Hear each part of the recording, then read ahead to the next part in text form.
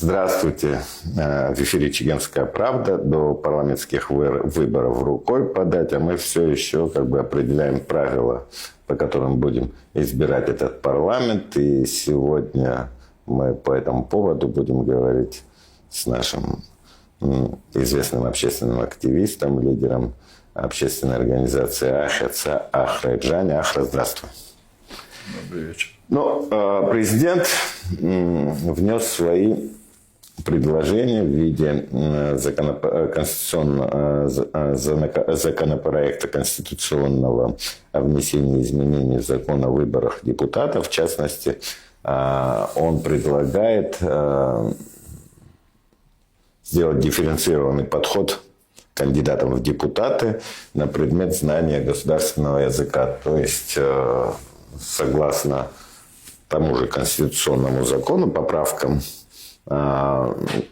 новые выборы должны были пройти для кандидатов, исключительно знающих абхазский государственный язык. Да? То есть, если ты не знаешь этого языка, то, естественно, тебя уже ЦИК не зарегистрировал бы. Но сейчас, в общем-то, вносится некая дифференциация. Для этнических абхазов, в общем-то, ничего не меняется. Но для представителей других национальностей, которые будут баллотироваться в парламент, сделана отсрочка. То есть это правило обязательное знание абхазского языка, оно для них вступит через 5 лет, в 1932 году. Вообще, как ты к этому относишься? Я читал твой пост в Фейсбуке, который, собственно говоря, побудил меня тебя пригласить. Я и до этого хотел пригласить, но это стало такой отправной точкой. Смотря к чему. К тому, что депутаты должны владеть абхазским языком, я положительно отношусь. Тем более это и в законодательстве закреплено. Даже если я к этому отрицательно относился бы, это не имеет никакого значения, потому что это закон. Мы должны жить по закону. Вообще, если о языке чуть-чуть в качестве преамбулы вступления поговорить, ведь мы должны понимать, что абхазский язык – это не какой-то такой язык, который надо откуда-то из глубин истории вытаскивать, восстанавливать, очищать, а потом начинать использовать. Это не кельтский язык у шотландцев, это не валлийский у эльсов, понимаешь, он на гораздо большем уровне, чем у басков, у каталонцев и у кого угодно, понимаешь. Я сейчас не говорю уже о коренных народах Южной Америки и так далее. Это живой, функционирующий язык, который имеет свою преемственность, имеет свое развитие, имеет свой функционал. Да, конечно, от того, что мы находимся экономически, в каком-то смысле и политически, в русскоговорящем пространстве, во-первых. Во-вторых, потому что наше государство, как и все государства постсоветского пространства, отпочковалось от Советского Союза, а там основной язык делопроизводства, законодательства и так далее был русский язык. Конечно, мы на себе несем эту традицию. И от того, что нас мало, чисто популяционно, мы никак не можем преодолеть этот барьер эффективного, такого повсеместного, коммуникативного и в смысле делопроизводства, использования языка. Но это не какая-то такая критическая ситуация, где можно сказать, что все, надо спасать язык. Абхазский язык живой. И для того, чтобы он стал более функциональным в политическом и государственном смысле, надо предпринять определенные меры. В том числе и меры, возможно, административного характера. Если твоя карьера, твой, бизнес, твое место под солнцем, твоя работа не зависит от знания языка абхазского, так ты его никогда учить не будешь. Понимаешь? Но если ты знаешь, что продвижение по службе, по карьерной лестнице и прочее, если ты видишь себя политиком, государственным деятелем, будет критически зависеть от этого фактора, я тебя уверяю, ты выучишь, своих детей научишь и сделаешь все возможное, чтобы этот вопрос больше в таком контексте не обсуждался. Язык – это не какая-то такая механистическая вещь, которую можно на разных уровнях там, к ним по-разному относиться, изучать или применять. Это как живой организм. Вот его нельзя вот так. Давайте сперва в детском саду выучим в школах, а потом, когда они выучат, будем использовать там, в государственных учреждениях. Нет, так ничего не получится, потому что язык – инструмент. Если ты его не используешь везде, так ты его нигде не используешь. Нет таких прецедентов в человеческой истории, чтобы язык использовался где-то в одном месте, а в другом нет. Но он начнет чахнуть, умирать и так далее. Поэтому вот эта вот идея о том, что надо и на государственном уровне подтолкнуть, что ли, язык, она правильная. Она неоднократно работала в разных странах. И, конечно, она вызывает какое-то там сопротивление, скажем, в Абхазии не говорящих людей. Но это тоже, в принципе, проходит, это преодолимо. И в этом нет никакой дискриминации абсолютно. Это нормальная практика. Поэтому я отношусь к этому положительно. Ты положительно относишься к тому, что как бы, вот этот закон вообще вступает в силу. Тот, который был принят в 2021 году. Он и раньше принимался, да, но в 2021 обозначили сроки. Да.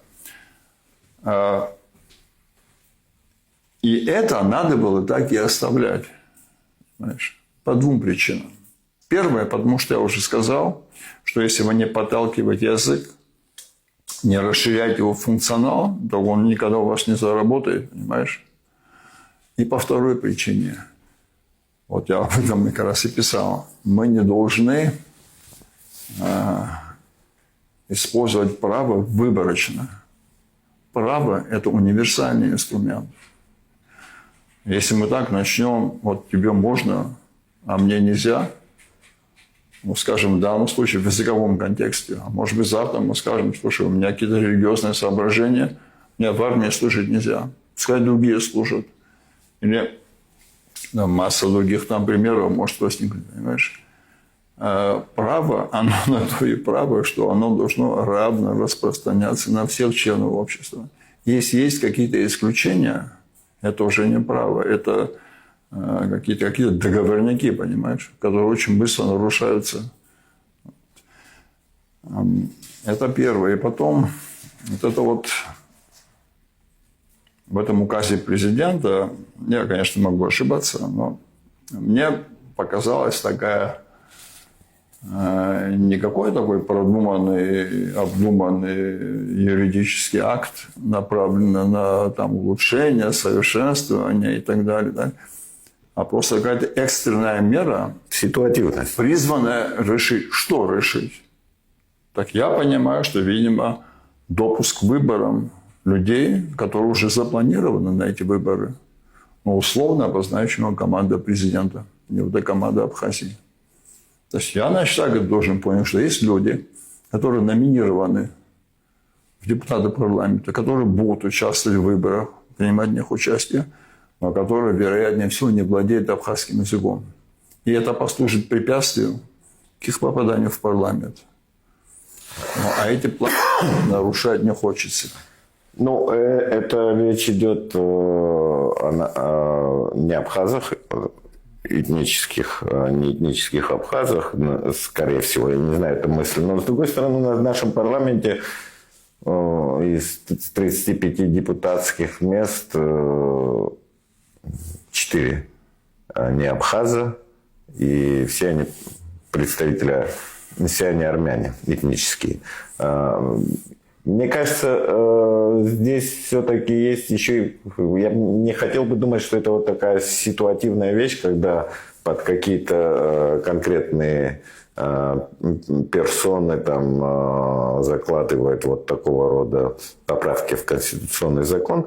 Мне кажется, ну, я вообще вот как бы пытаюсь для себя как бы понять, а кто по вот этому закону со знанием абхазского языка из этнических не абхазов, а людей, которые там находятся в обойме абхазской политики, там общественных, там всяких организаций, сколько бы человек могли бы зарегистрироваться кандидатом в депутат? Мне кажется, всего там 1,5-2 человека, да, то есть, условно говоря, вот так, я пытался вот вчера вечером вспомнить, и вспомнил вот разве что Эрика Штони, который говорит на абхазском, и Левона Галустян, который вот как бы, ну, какой-то базовый минимум он определенный знает. Сказать, что он говорит, там, не могу сказать, но вот определенный базовый минимум знания абхазского языка у него есть. Вот, а про остальных вот, в общем-то, ну, никто мне в голову не пришел. То есть это и есть действительно проблема, с одной стороны. С другой стороны, меня действительно вот эта дифференциация раздражает. При этом вообще меня раздражает то, что в этой ситуации вообще как будто бы это нововведение, оно как снег на голову. То есть оно было принято там в 2021 году, то есть было время подготовиться. Но я обратил внимание, что мы постоянно пытаемся сделать какие-то сроки обозначить, не с тем, что мы вот в этот срок обычно как-то подготовимся, да, и там все у нас будет нормально, то есть нам не хватает времени подготовиться, да, там, а потом выясняется, что мы это просто сделали для того, чтобы, а там, мол, время придет, а там уже посмотрим, да, это как либо когда этот Хаджа Насреддин пытался, пообещал научить осла говорить там, и либо падишах сдохнет, либо осел сдохнет. То есть у нас закон об абхазском языке, государственном языке, был принят в 2007 году. Да? В 2007 году последняя стадия, она должна была вот вступить в полном объеме в 2015 году. Вот 2015 год, когда подошел, когда госслужащие должны были знать, это было для нас, опять же, такой же неожиданностью. Да? То есть, как бы, мы оказались, опять же, не готовы. Мы про это забыли. Да? То есть, у нас половина госслужащих не владеет абхазским государственным языком. Мы как бы это глаза закрыли.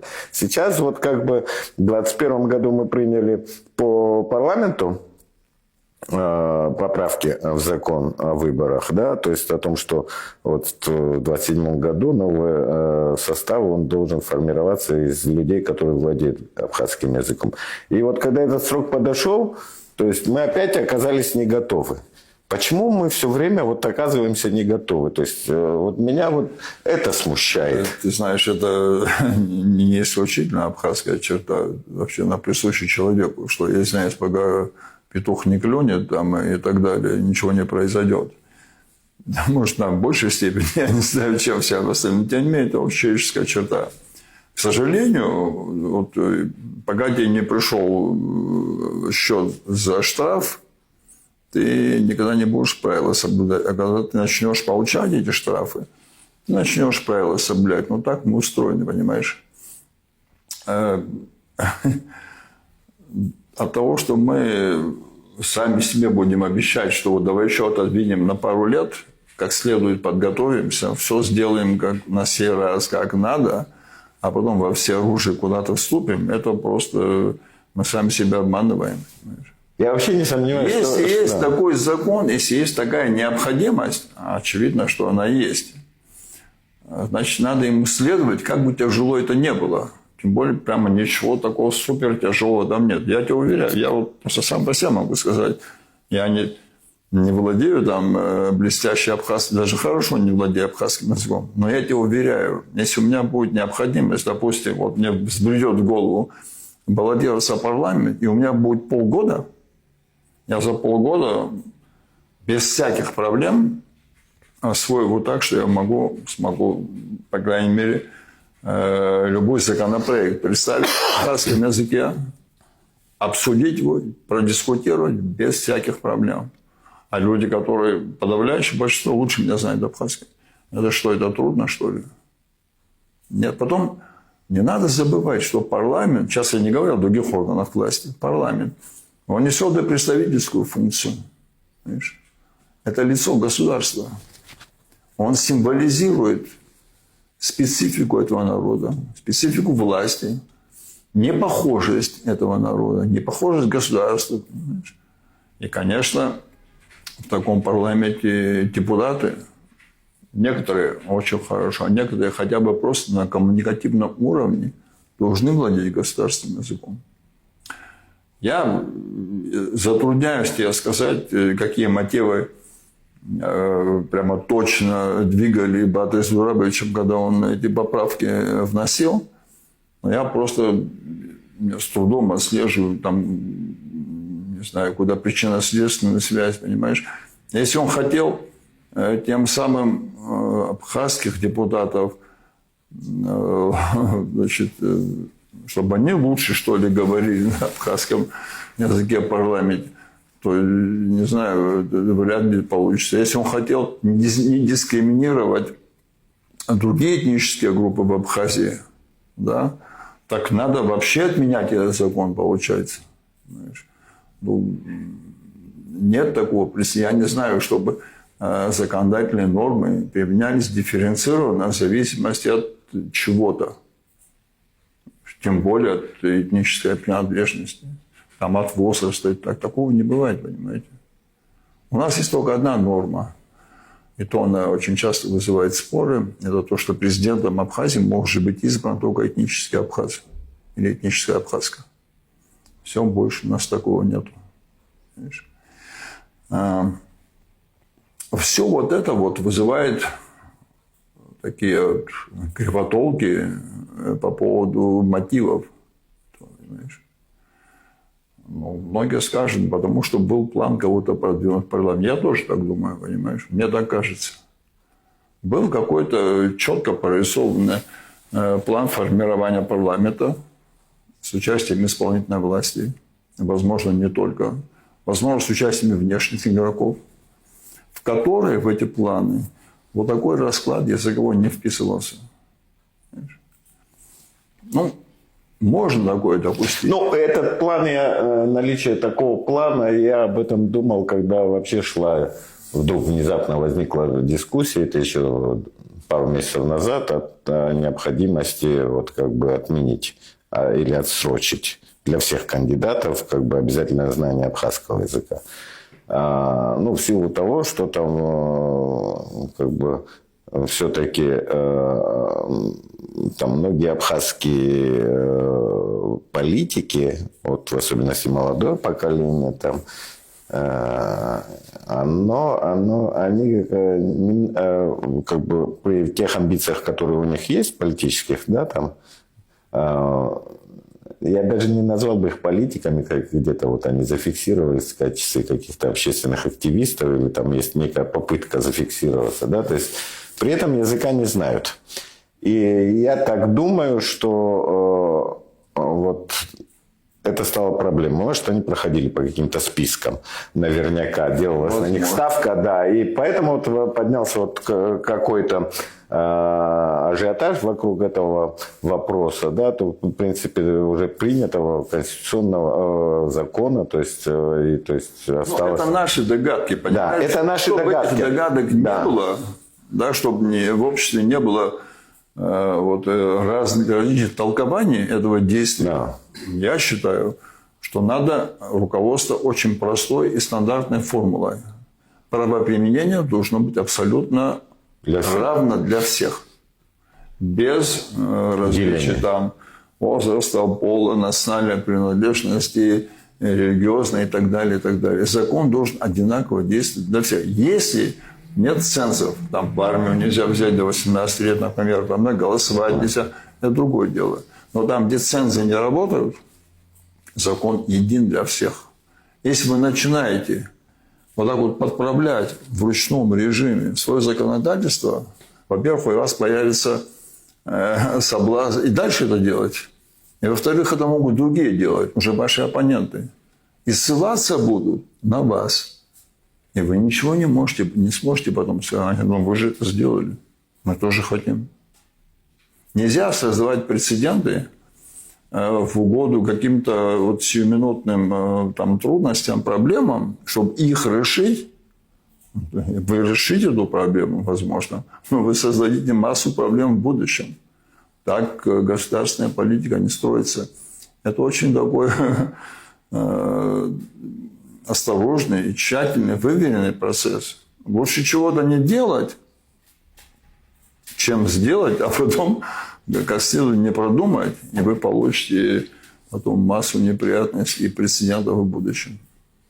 Но это все-таки конституционные законы, и за него должны 2/3 депутатов проголосовать от всего состава парламента. Ну, это да, то есть там как бы нельзя сказать, что это вопрос решенный.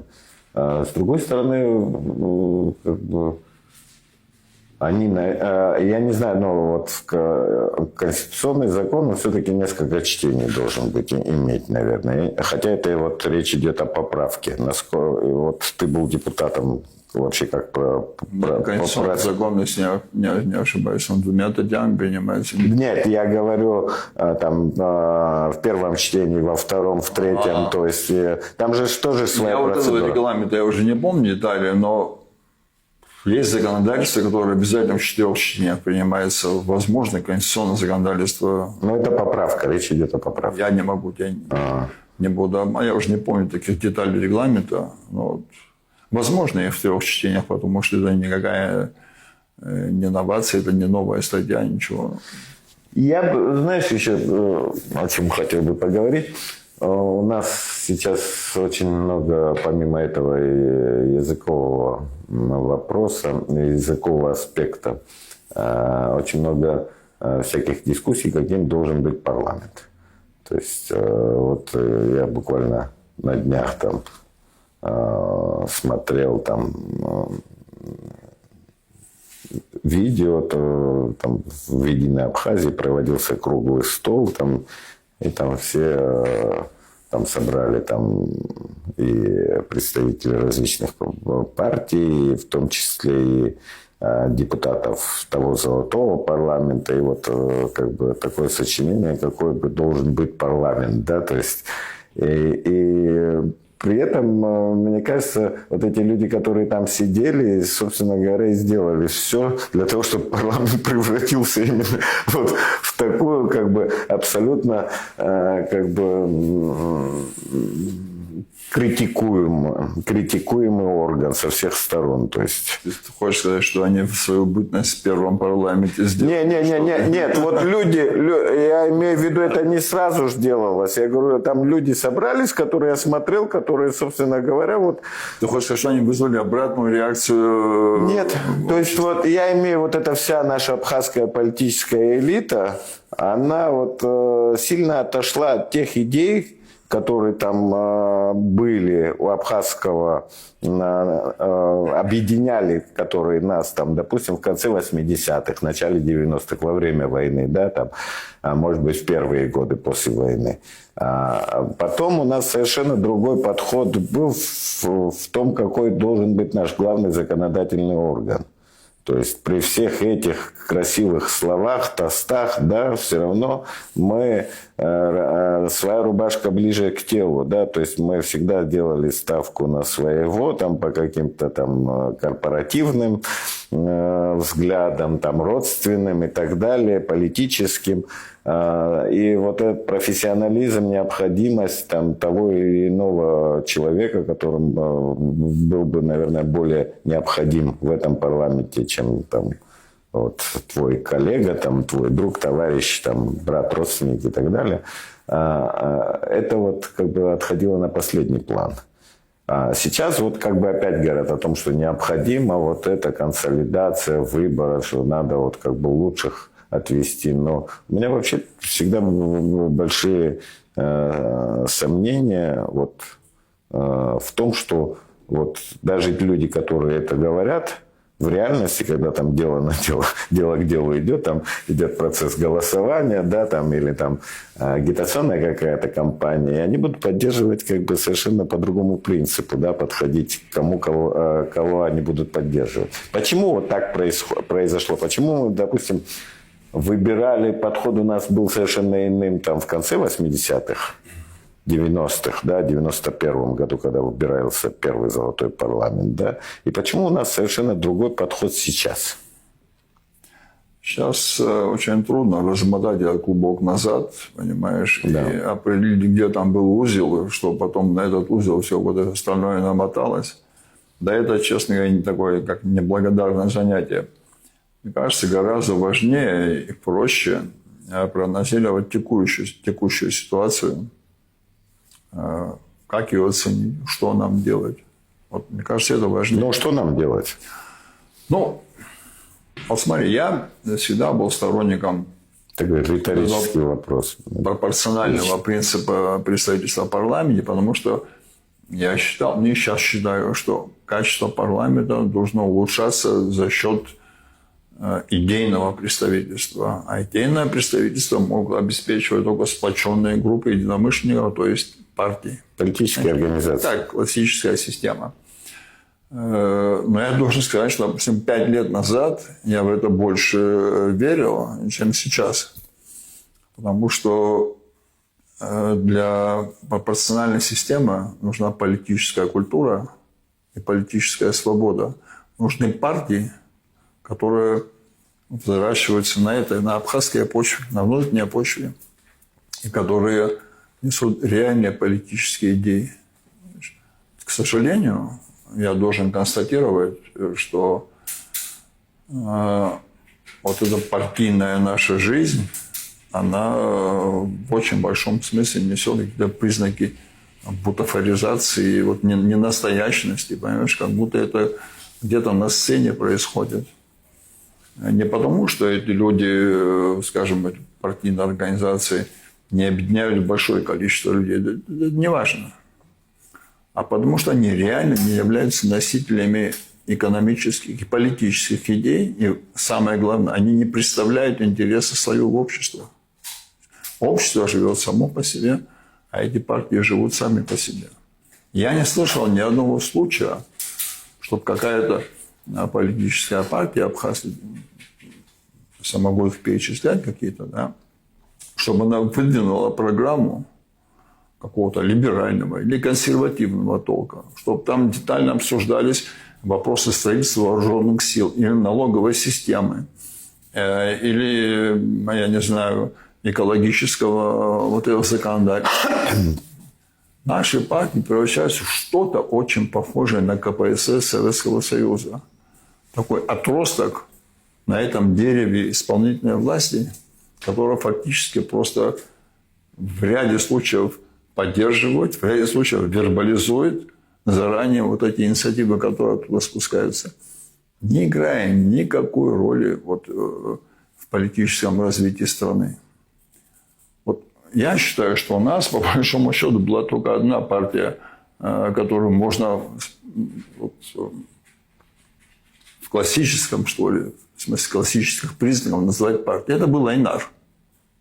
Несмотря на их экстравагантные в ряде случаев идеи, там, государственного строительства, законодательства, они выражали мнение очень значительной части общества. Вот этого слоя поствоенной молодежи, которая усвоила вот эту идею национального движения и которые хотели строить суверенное государство, они уже получили хорошее образование, и они чувствовали в себе силы двигать вот этот корабль вперед. Вот это была партия. У них были программы. Ну, там дальше не сложилось, но не суть. К чему я это все говорю? Сейчас я вижу процесс, когда партии начинают поддерживаться извне. И если эти партии пропорциональному признаку, по партийным спискам попадут в парламент, я боюсь, что они будут осуществлять какую-то неабхазскую программу. В этой связи, вот ты сказал, там внешняя поддержка. Но у нас есть проблема, вот куда ни копни, там не только слабые там, политические партии. Я говорил о законодательстве, которое мы пишем, и потом думаем, само рассосется. Да? То есть думаем, вот это то, что мы там зафиксировали, да? Либо мы глаза закроем, сделаем вид, что этого не было. А если глаза не удается закрыть, то мы как бы требуем отсрочки, да? Откладываем. Да? В этой связи, ну, я вот просто смотрю законы о выборах, да, то есть у нас есть законы о политических партиях, у нас есть, да, там, у нас куча всяких организаций, которые названы политическими партиями, и в общем-то, никак не соответствуют вот этому названию. Ну, например, вот давай продолжим эту мысль. Вообще слово «партия», да, это от латыни, это раздельное, отдельное. Знаешь, так и в английском языке тоже, в романо-германской, партия – это часть part. Понимаешь? Что такое вообще партия? Это группа людей, объединенных идеями, которые представляют какие-то социальные интересы какого-то слоя в обществе, и которые конкурируют между собой. У вас в обществе могут быть люди с либеральными идеями, с какими-то консервативными или неоконсервативными, социалистическими, коммунистическими. Вот эта постоянная борьба этих идей, она как мотор, который двигает общество. Понимаешь, вот прямо с толкача заводит, не дает ему остановиться. Смысл вообще партийной системы в конкуренции. Если вы призываете, вот как на недавнем круглом столе, к единству, как к залогу успеха, ну, значит, вы просто не понимаете тех механизмов, в которые вы играете. Вот даже терминологически, я без претензий к названию, но вот «Единая Абхазия». Как партия может называться «Единая Абхазия», когда сам принцип... Когда я и ты туда не входим. Строительство предполагает вот эту конкуренцию. Да. Если вы единая, то вы уже не партия. Вы должны какую-то часть спектра представлять. Вы не можете представить весь спектр политических мнений, экономических доктрин. Нет такой партии, не бывает, потому что их много. В каком-то этапе развития государства доминируют, скажем, консервативные идеи. Высокие налоги там, для богатых, там, регулярная армия. В какой-то этап доминируют либеральные идеи. Там, высокие пенсии, там, еще что-то. Ну, как вы хотите вот это все объединить? Или вы не понимаете самого этого политического термина, либо вы не являетесь партией в смысле конкуренции, вы являетесь просто поддержкой исполнительной власти. Я говорю, такой же пример в Российской Федерации. То же самое «Единая Россия». Это не партия, это продолжение исполнительной власти. И коммунистическая партия Российской Федерации тоже не является. И в Грузии я тебе многие такие партии могу подпорки иванишвильской власти.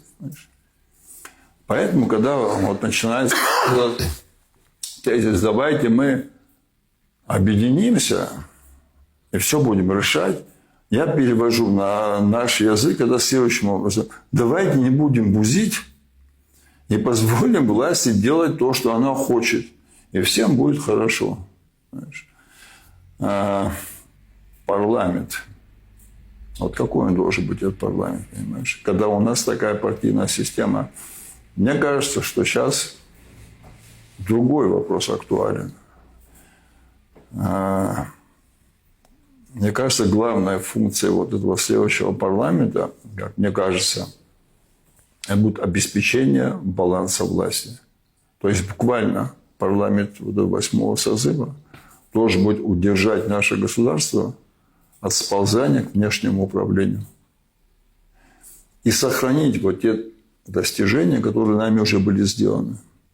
Это свободное общество, свободная пресса, свободный интернет, открытые выборы, ну, как сказать, вот эта вот многопартийность, вот это. Плюрализм. Это должна быть задача минимум. Ну, такая, наверное, есть там задача максимум тоже. Я тоже хотел бы это видеть, например. Да? Но если только задачу минимум сделали бы, я, как гражданин в наше это сумасшедшее время, был бы удовлетворен.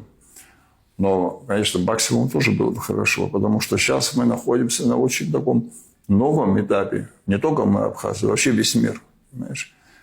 Может, какая-то пятая революция происходит технологическая. Хотя бы перезагрузить, что ли, наши какие-то вот государственные механизмы.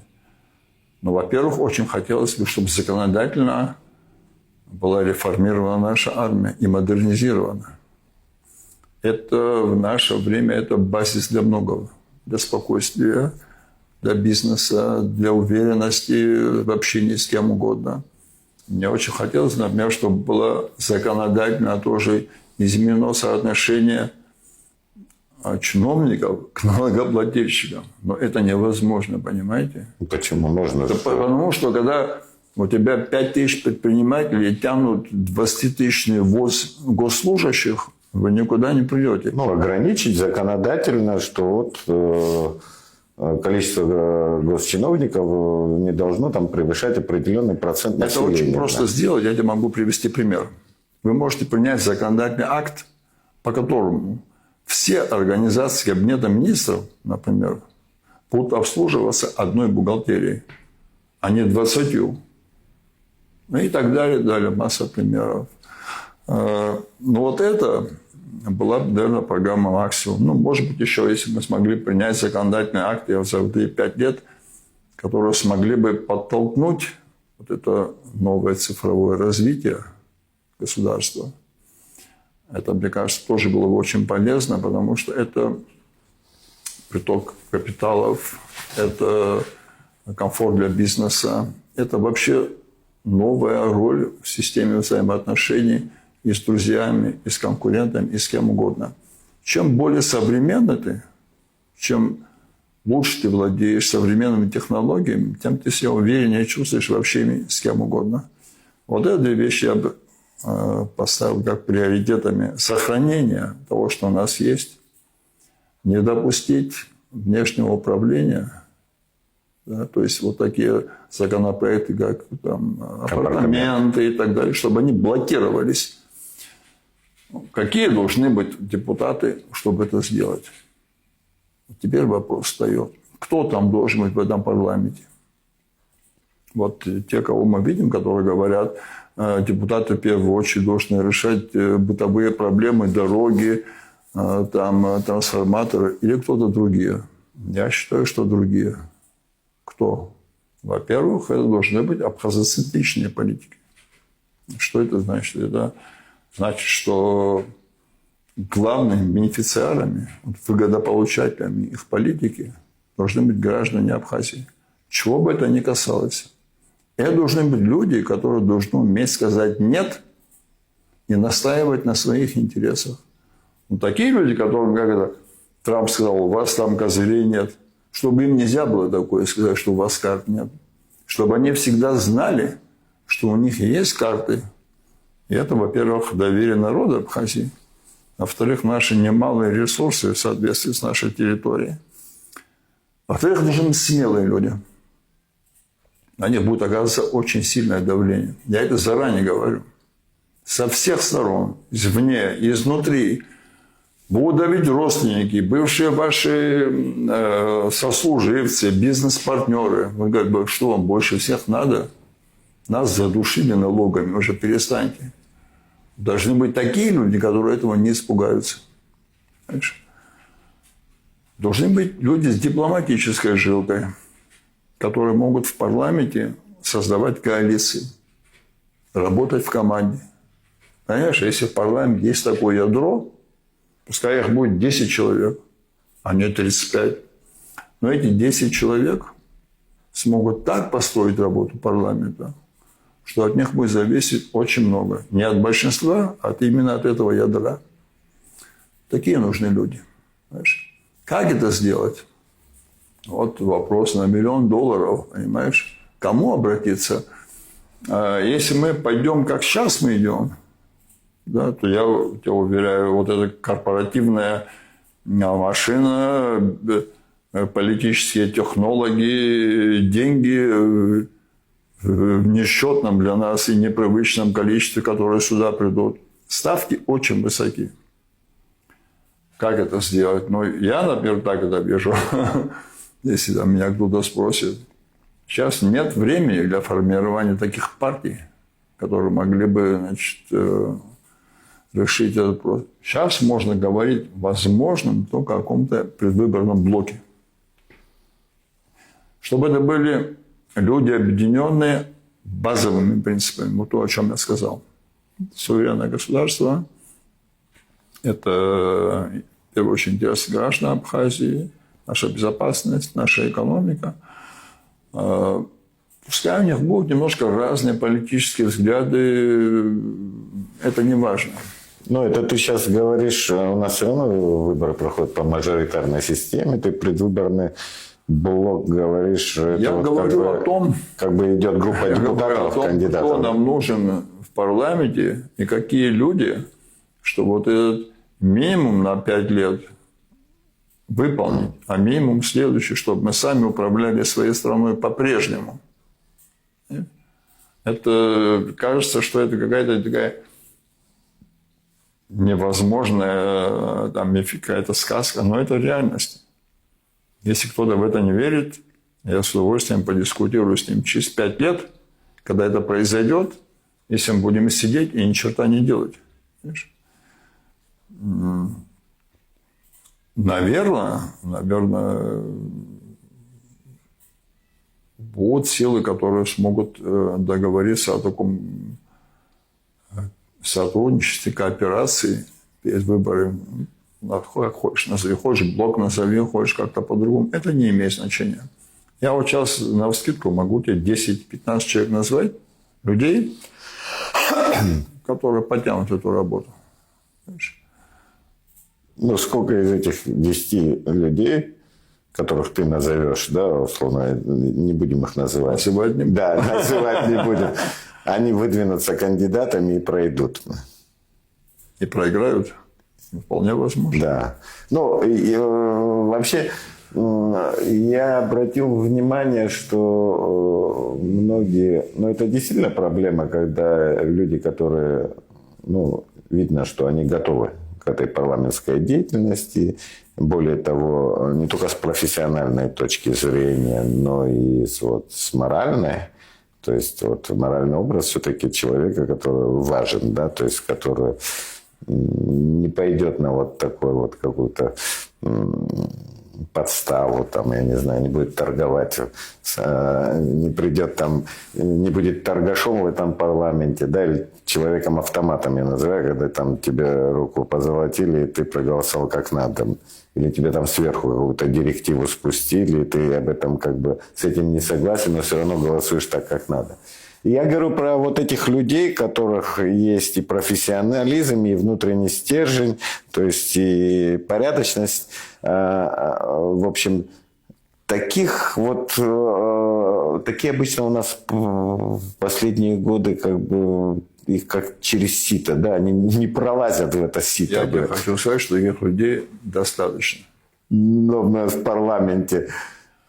Таких людей достаточно в обществе. Да. А это гораздо важнее того, что в данный момент они где-то присутствуют или нет. Вот если бы у вас была бы обратная ситуация, если в обществе их не было бы, да, в обществе если бы у нас народ состоял из конформистов, тогда это была бы вообще турбоэзия. Но, к счастью, так сложилось, что и довоенные, военные, послевоенные поколения генерировали вот эту вот абхазскую идею.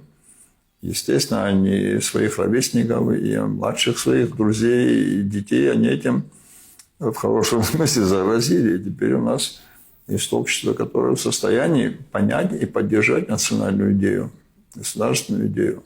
Они есть, у них есть хорошее образование. И у них есть вот это вот какое-то хорошее такое честолюбие, понимаешь? Есть люди, которые хотят заниматься политикой. Есть вот абхазский ген. Абхазский политический ген. И это надо использовать. И общество должно это понять. Что вы хотите из этой Абхазии получить через 5 или через 10 лет? Зависимую территорию, где ни вы, ни ваши дети ничего не будут решать. Страну, которая не будет определять собственную программу, которая будет не в состоянии постоять за себя. Не снаружи, не внутри, нигде этого. Или в страну с хорошим бизнес-планом, в смысле вот таким планом развития, с хорошими добрососедскими отношениями, с перспективой развития и в дальнем и в ближнем зарубежье. Вот выбирайте. Знаете? Вот эти вот лозунги о единстве и там, я не знаю... Как там у Искандера про единство?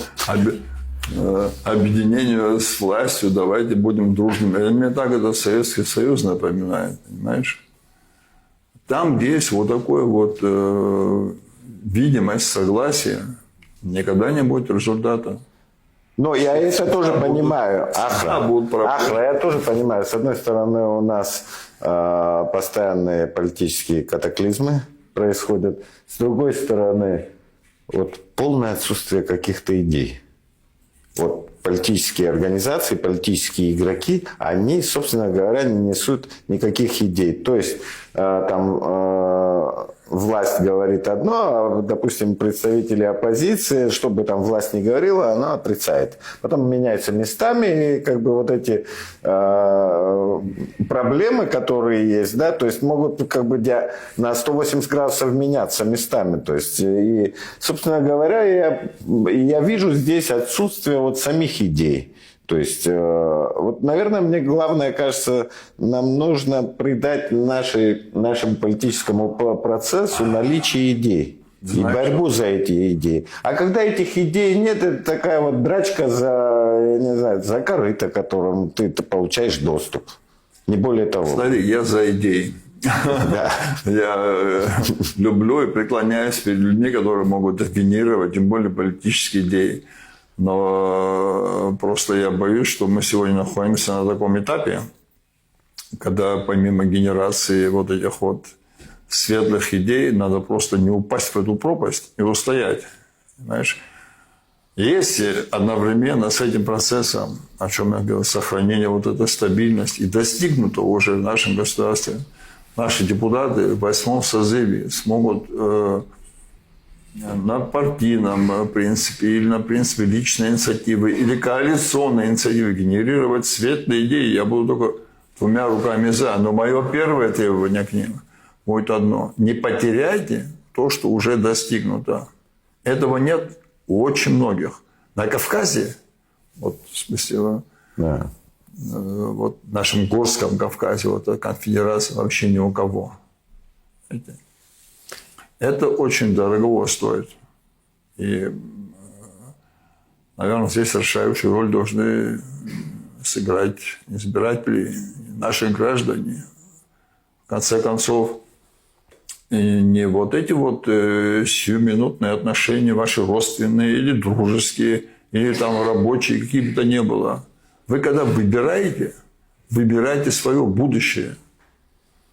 Если вы настолько недальновидны, что вы готовы свое будущее променять на какие-то отношения на работе или там где-то по родственной или по дружеской линии, то не надо приходить вообще на эти избирательные участки. Это ответственный процесс. Вы выбираете будущее для своих детей, для себя, для всех нас.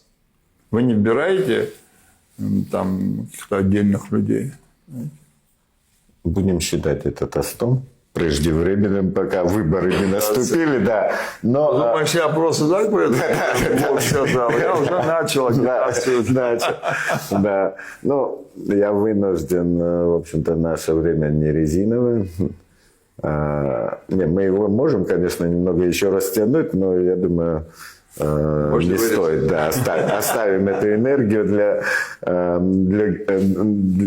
других разговоров. Всего будете бояться, вы получите парламент, который вот так стоять будет. Вот так вот. А мы будем под окнами этого парламента, как сумасшедшие, стоять и их за хвост держать. В этом плане я не боюсь, что у нас что-то будет, наверное, хуже. Я надеюсь. Мы все надеемся, что у нас всегда должно быть что-то лучше, да?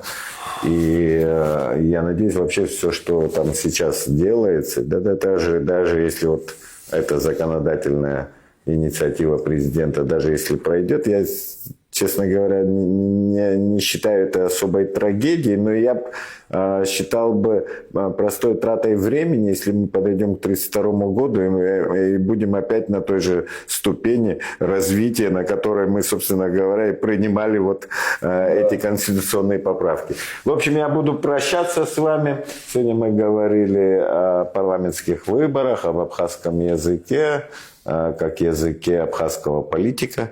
Сегодня у нас в студии был в гостях Ахраб Жаня. Ахраб, большое спасибо. До новых встреч. Увидимся. Счастливо.